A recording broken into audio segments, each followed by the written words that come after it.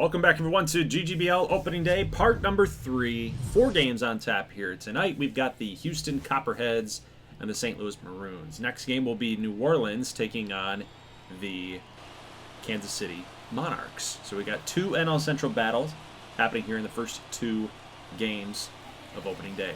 Let's jump here to the top of the first inning. We got a base hit. No, thank you. That's Joey Bing, the 1-year shortstop.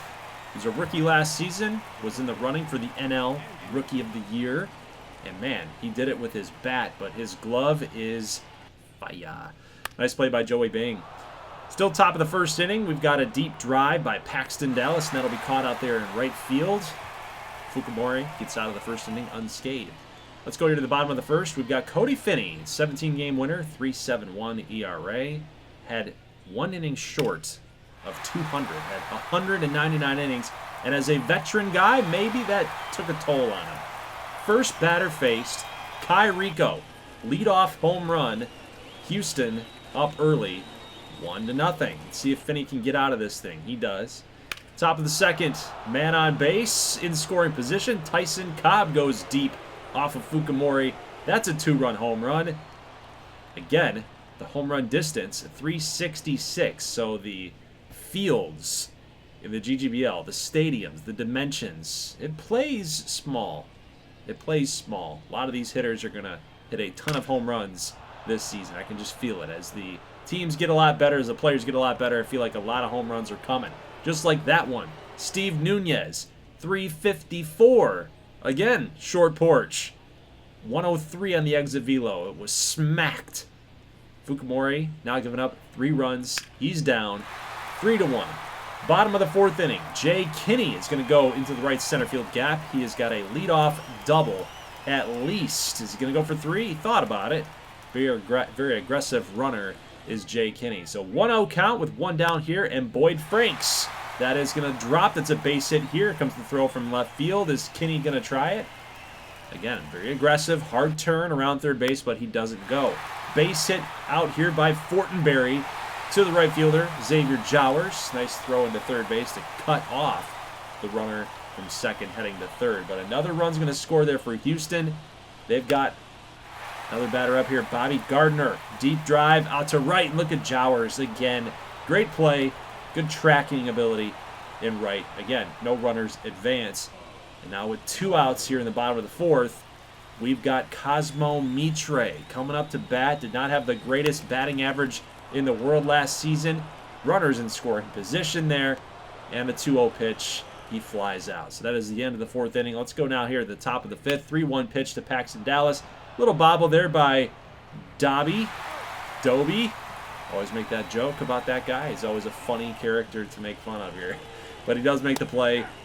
Houston's out of the inning. Let's go here to the bottom of the 5th. Cody Finney still pitching well. 4th strikeout. Shooting for that quality start. Here's a nice play by Paxton Dallas. Going to get Kai Rico. Very close play, but good defensive play out there, especially being off balance. Good throw by Paxton Dallas. 1-2 pitch here. Got him. See you later. Cody Finney through 6. Let's see if he can get through 7. Bottom of the 7th, 2 down. Brandon's going to fly out to left fielder, and that'll do it. So Finney goes 7 innings, still nursing that 3-2 lead. We're going to jump here to the next pitcher coming in, Oliver Eller. 7 holds last season in 10 games. Some good peripheral numbers there. It's a solid little player. Joey Bing, though, with 1 down. Oh! Jowers made a great effort again. He's a good right fielder, but that just got out of his reach. And Joey Bing going for 3rd. It's a triple. 1-out triple. Houston down by a run. Clutch knock there by Joey Bing. Look at the speed. He's a freak athlete, man. He's big. He's tall. Good defender. He's got speed. Love it. They brought the infield in, and that's going to cost him. Jay Kinney, base hit. It's going to score the quick Joey Bing. It's now 3-3. Houston on the comeback trail, especially in the bottom of the 8th inning. Got to come up clutch. Jay Kinney did exactly that. Let's jump here to the top of the 9th inning. We got a strikeout on DeBro. We're going to go to the bottom of the 9th inning. Maybe if you're rooting for Houston, they could walk it off here. Strike 3 called on Peter Fortenberry. Eller is going to get him.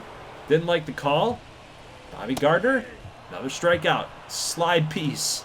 Inside and low. Very tough pitch to take. Cosmo Mitre, the number 8 hole hitter, comes up big time. Could he walk it off? It's at the base of the wall. Oh, man. Short porch. Not only just distance-wise, but height-wise. They could have easily gotten out there. Had a chance, but Mitre turns on that inside fastball. Got a good piece of wood on it, man. But now they're going to make a change. It is Cesar Paniagua. 6'5", 212. Tall, lanky pitcher. And he throws gas. So a 2-1 pitch. Can he keep him in it? Oh, they're going to take off for third. What is Mitre doing? You cannot make the last out at third base. Especially in the bottom of the 9th inning. That is absolutely brutal. So Paniagua gets the Maroons out of it. They'll turn the double play. Is Houston. We're going to go here to the bottom of the 10th. Clutch spot again for Paniagua. And Kai Rico, after getting on base, he's going to get picked off by the really savvy move by Paniagua. So that'll help. Joey Bing could walk it off on a solo bomb, but Paxton Dallas will make the line drive catch. Let's now go here to the top of the 11. We got Derek Bradford on the mound. Got about 90 innings. He pitched pretty well. Strike called here on Paxton Dallas with a throw down. He's out. Bobby Gardner with the big-time throw from the catcher spot. 0-2 pitch here to Dallas, and he's going to send a deep drive out to left, giving chase, leaping for it. It is caught? No. No catch. Paxton Dallas.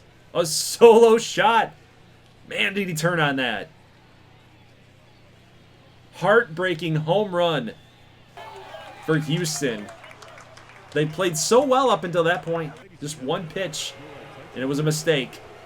Paxton Dallas, great swing. Nice knock. So 3-2 pitch here for Jay Kinney. It's a little high, but might have been a strike anyway. Strike 3, cut fastball. A man's down. Boyd Franks, last chance. 1-1 pitch, ground ball to first. Cobb is there running to first, and the game is over. St. Louis will take this NL Central win. That might come to haunt Houston. Yes, it's one game. I always say that. It's one game. But we've seen the NL Central always come down to single digits when it comes to the NL Central division. And, of course, when we're talking about the wild card as well, that division has historically always been very, very tight. So let's head out here to another NL Central matchup that I previewed just a little bit here. We got New Orleans, the swing against the Kansas City Monarchs. Of course, Kansas City, my dark horse pick last season, didn't quite get it done. And now we're here, brand new season, and New Orleans still looks like they got some problems. Robbie Meyer can't get out of the first inning, it looks like, right? 1-0 lead here, deep drive to center, but oh, what a play! We got to get the GG9 replay on that one, man. Look at this play by Omar Karan. He's lined up with second base in center field. He went all the way into that gap at the warning track. What a catch to save extra bases, to save more runs from scoring for Kansas City. All right, let's get Devin McDreamy on the mound here. Good pitcher, maybe Kansas City's best. He's going to give up another run here on the scoreboard. It's a 1-1 game. Parveen Mira. Nice knock. He came over from the Michigan Mallards a couple seasons ago at the trade deadline. So Robbie Meyer is settled down here. He's going to strike out a couple batters. And that is it for the top of the third. Let's now go to the bottom of the fourth here. We're skipping ahead a couple innings. Want to get to some action here. Runner in scoring position. McDreamy's got his 5th strikeout of the ball game. And another strike called here. That's Omar Karan at bat. And the runner will be safe. That is Pat Kiesler. Now, he did steal second base. So he got on first, stole second. Now he steals third. Ground ball here to Andino. He'll make the flip over to first. But the run will score.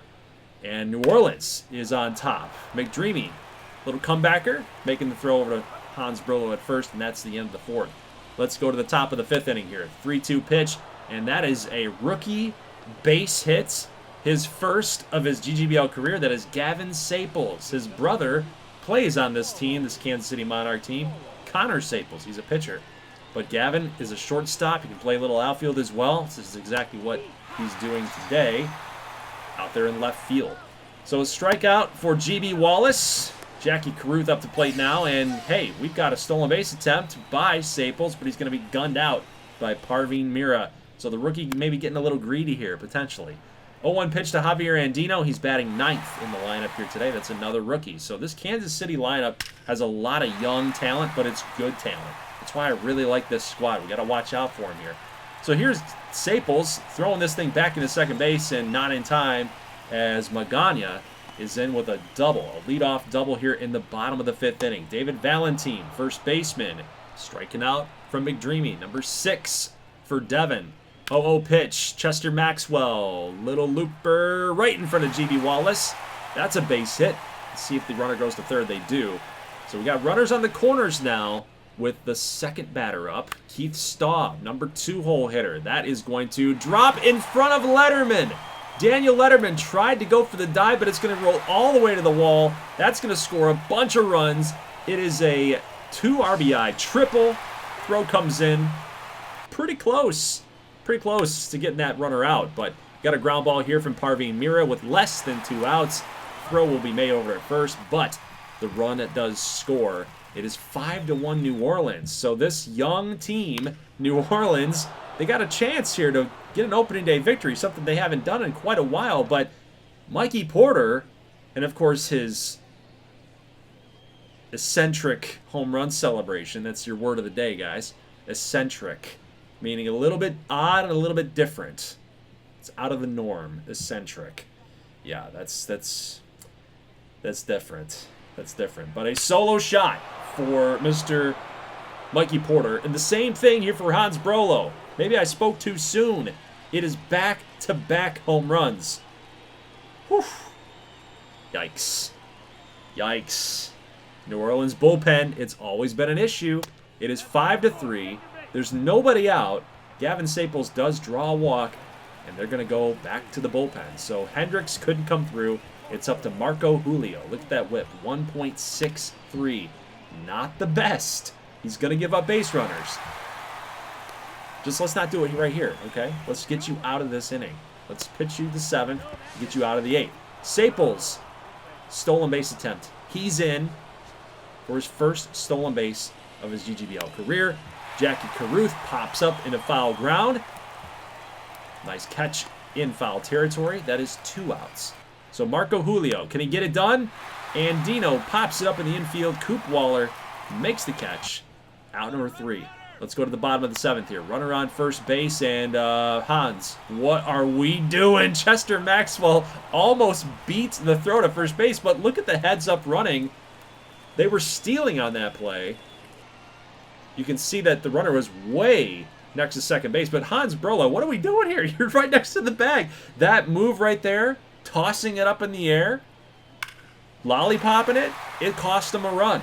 It cost them the runner staying at second base off that ground ball. That's brutal. So Brolo costs them. It's 6-3, but Mikey Porter might just be there to save them. Runner on base, 2-run shot. It is 6-5 thanks to Mikey Porter. Look at that move. 410 on the home run distance. Oh, man, it's Vinny Stroud is beside himself at this point. Let's now jump here to the bottom of the 8th as Kansas City, that's all they're going to get. But it is a 6-5 game. It's a 1-run deficit for the Monarchs. We'll see if the swing can add on. Stolen base here for Coop Waller. Throw coming in from right field, but Waller will score. Got a good head start on the base hit off of Raul Magana. He's having himself a great opening day game. Guy that's been kind of a fringe player as far as the roster is concerned, but man, he's making the most of it here today. What a great play by Javier Andino and Luke Vinskov. Another GG9 replay. Oh my goodness, what a stop. And then the flip, he was falling backwards as well. Able to get that throw off in time for Vinskov, and what a great throw to first to double him up. Let's go here to the top of the 9th. GB Wallace looking for his first base hit of the game. No dice there. Omar Gomez is going to get him out. Jackie Carruth, fly ball to center. That's it. The New Orleans swing. We get a win. Wow. Not often we're going to hear that, right? Maybe this is different. Maybe times are changing here. Robbie Meyer was actually pretty good. 1 walk, 1 earned, 7 strikeouts. So he pretty much matched Devin McDreamy, except McDreamy had the 5 earned. Sometimes McDreamy does that, though. He's kind of known to blow up sometimes. He can pitch really, really well, and then other times, not so well. Just kind of like these two guys. It's a perfect segue, because Satchel Michaels, Rico Ramos Jr., they are exactly that. Devin McDreamy and these two guys are exactly that. Sometimes they'll blow up, sometimes they'll be elite. So let's get into this ball game here. An AL West showdown here. We've got the Phoenix Firebirds and the Colorado Coyotes. Of course, Phoenix, they are trying to match the type of success that the Colorado Coyotes have had in recent history. Phoenix has got a really, really good roster, really talented roster. They just got to put it all together. They have not been able to quite do that so far in these 3 seasons that we've seen. So still bottom of the first inning. Got a couple of runners on base here for Phoenix. Satchel Michaels trying to calm this thing down, but Kevin Stoitz, this dude is insane. All he does is hit home runs. 448. Are you kidding me? The power of this guy. It's insane. Now, Satchel Michaels, in the top of the second, says, I'm going to get my revenge. Big time shot. And again, another eccentric home run celebration. You know what's funny about this? CC Chavez has the same exact celebration. They run backwards around second base. So it's a 2-2 game now. Still top of the second. Chuck Storm throwing it into center field, and we've got the runner heading for third. He's safe. Oof. So we got some bad defensive play here. Phoenix is already kind of caving. Look at this. Base hit up the middle. Bobby Watts. An RBI single again, just throwing it all over the place. Like, what are we doing here, Phoenix? They just have problems with this. They've done it. I think there was another game at some point last season in year 3 where they kind of did the same thing. So Rico Ramos Jr. does not get any help in that inning at all. Yes, he gave up a 2-run shot to Satchel Michaels, but his defense, guys throwing the ball all over the place, didn't really help. Now we do get a base hit here from Michael Ruth, but he tries to extend this thing to second, and that's a great throw from left field. Again, another kind of boneheaded mistake by the Phoenix Firebirds players here. Chuck Storm strikes out looking. Top of the third, Ramos against CC Chavez. Runner at second base. That's a base hit. And again, another run's going to score. It is 4-2 now. Colorado, CC Chavez with an RBI single. Nice looking swing there from Mr. CC. All right, bottom of the fourth. Satchel Michaels seems like he's kind of calmed down here against this pretty good offense for Phoenix. Like I said, they're talented. They just have to put it all together. Ruth is going to pop out here in right field, and the inning's over. Satchel Michaels, yet again, against Avalos. He's going to strike him out looking. That's the end of the 5th inning. Let's jump here to the top of the 6th. We've got Neptune St. Clair. Looks like a base hit. Nope. Ray Carrasco is there with a spinning move here at second base. Nice play, especially when you're turning. You got to relocate where first base is and make a solid throw. So 1-2 pitch here against Satchel Michaels. Rico Ramos Jr. will win the battle there. 5 strikeouts now for number 13. 2-2 pitch. Navoa strikes out, and that'll signal the end of the day for Ramos Jr. All things considered, he pitched pretty well against a tough offensive unit like Colorado. Josh Adams is up in a full count here in the top of the 7th. That's going to go all the way to the wall in the gap. Might be thinking about 3. No, he's going to hang out at 2. So it is a 1-out double by Josh Adams. Next batter up is Bobby Watts. Base hit down the line at third base. Michael Ruth got to make the throw. He's going to hit the cut. No, it's going to be close. He's out. Josh Adams is gunned out by Michael Ruth. Michael Cespedes Ruth. What is that? That reminds me of the Yoenis Cespedes throw when he was in Oakland A against the Angels. Look that throw up, guys. That's insane. I've never seen that from a GGBL outfielder. Throwing guys out basically off of one plant. I mean, that's insane. Michael Ruth, what a throw. But you got to clutch up here if you're Wellburn. And he's going to walk the next 2 batters. He hits roughing. And now he's got to face CC Chavez, who's already got a RBI single here. Deep drive out to right field. Angelo Ruth is out there, but that is gone. It's a grand slam, and there's that home run celebration. Running backwards across second base. Oh, no. Phoenix absolutely blew up in this inning. Chavez with the grand salami. It was 4-2. Make it 8-2. I don't know how they're going to come back from this, but you guys know my editing by now. You figured it out. If it was over, I would end it right now. I'd just end it. It'd be over. But it's not. Jackie Schreiber comes on. Bottom 7th. Ruth does get a strikeout. Ruth does get a strikeout. So Angelo and Michael, they're not brothers. They're both gone on strikes. But hey, we got Diego Jimenez. A base hit into the gap. It's a double. It's a 2-out double. See how Schreiber responds to that. Facing Chuck Storm. Boosh! See you later. Chucky Storm, a 2-run shot. Pulling back within 4. So remember, it was 4-2 at one point. They were down by 2 at that point. But now down by 4. They still got a chance. Avalos strikes out. It would have been really nice to keep that inning going. Schreiber might have been a little bit rattled. Top of the 9th. Stolen base attempt. The man is in. All right, so that is Emile Dufour-Lapont. Rookie last season. He's going to score. That's a base hit by Joey Ruffing. It is now 9-4. So down by 5 runs. That 2-run shot seems to have come in handy. Otherwise, they'd be down by 7. Which is not ideal heading into the 9th inning. So we'll see if Phoenix has got what it takes. We got Damian Bender out here on the mound. He's going to walk Darren Avalos, the leadoff man. Carrasco is up. That's a base hit in the left field corner. Off the wall. Here comes the throw back into second base. And oh no! Carrasco gets a little bit aggressive. And he's thrown out at second base. So a loss by 4 runs. You just don't know what's going to happen, especially at this level, at a professional level. If you're playing softball, rec league, you know, you're down by that many runs, take a chance. These guys aren't professionals. These guys, these pixel people, they're professionals. Maybe just play it a little safer. So outside of the boneheaded decisions by the Phoenix Firebirds, I think that's really the synopsis of that game. Their offense did pretty well, scoring 5 runs. We should be able to win some games scoring 5 runs. But let's get out here to the most improved teams, Vancouver and Michigan, from this past offseason. We had the draft with Benny the Jet Rodriguez batting leadoff here for Vancouver, laying a bunt down to open up his GGBL career. You love to see that.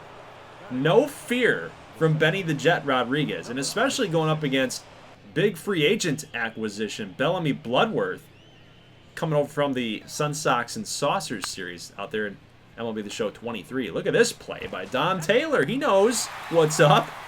He's like, all right, rookies, I'll help out Bellamy, and I'll make sure that Benny the Jet Rodriguez, the speedster, doesn't get down the line to second base safely. What a great turn between him and Luigi Mazza up the middle for Michigan. Watch out for those two guys. Those guys can field. They've got the leather. They can flash it.